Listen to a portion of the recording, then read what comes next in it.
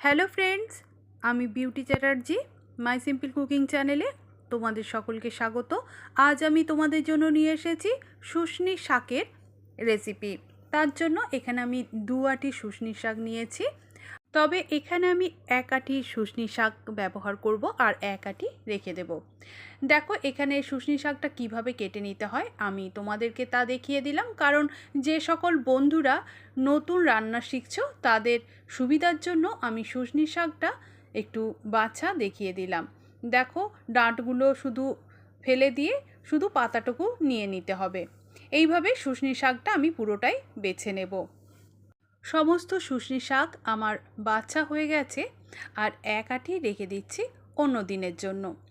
এখন আমি রান্নাটা শুরু করছি। তার জন্য গ্যাসের ফ্লেম অন করে একটা কড়াই গরম করে তার মধ্যে দিয়ে দিলাম সর্ষের তেল, আর তার মধ্যে দিয়ে দিলাম খুব সামান্য লবণ আর হলুদ। লবণ আর হলুদটাকে তেলের মধ্যে মিশিয়ে দিয়ে তেল যখন ভালোভাবে গরম হয়ে গেছে তখন কেটে রাখা বেগুন আমি তেলের মধ্যে দিয়ে বেশ ভালোভাবে ভেজে তুলে নিচ্ছি। এখানে আমি একটা মিডিয়াম সাইজের হাফ বেগুন ব্যবহার করেছি। আর বেগুনটা ভেজে তুলে নেওয়ার পর 5খানা বড়ি আমি ওই তেলেই ভেজে তুলে নিলাম। তারপর ওই তেলের মধ্যে ফোড়নে দিলাম হলুদ সর্ষে আর একটা শুকনো লঙ্কা।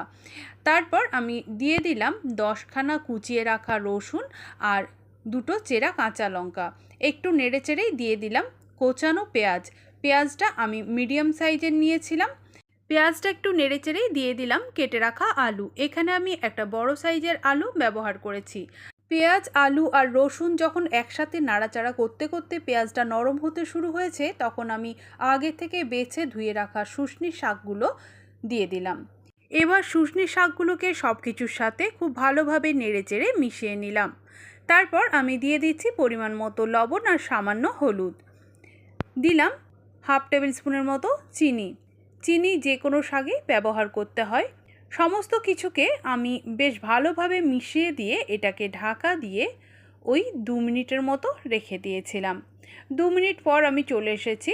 সব কিছু খুব ভালোভাবে সেদ্ধ হয়ে গেছে। এখন আমি নেড়েচেড়ে একটু দিলাম, তারপর দিয়ে দিলাম আগে থেকে ভেজে রাখা বেগুনগুলো দিয়ে আমি সব কিছুকে খুব ভালোভাবে মিশিয়ে নিয়ে তারপর গ্যাসের ফ্লেম বন্ধ করে দিলাম। এবার আগে থেকে যে বড়িগুলো আমি ভেজে রেখেছিলাম সেই বড়িগুলোকে হাত দিয়ে যতটা সম্ভব আমি গুঁড়ো করে নিয়ে তারপর শাকের ওপর ছড়িয়ে দিলাম। শুশনি শাক এখন সম্পূর্ণভাবে রেডি। শাকটা পরিবেশনের সময় বড়ি সহ শাকটাকে সাইড থেকে কেটে দিও। আজ তবে এই পর্যন্তই। এই রেসিপি যদি তোমাদের ভালো লেগে থাকে তবে অবশ্যই একটা লাইক আর চ্যানেলটিকে সাবস্ক্রাইব করে যেও।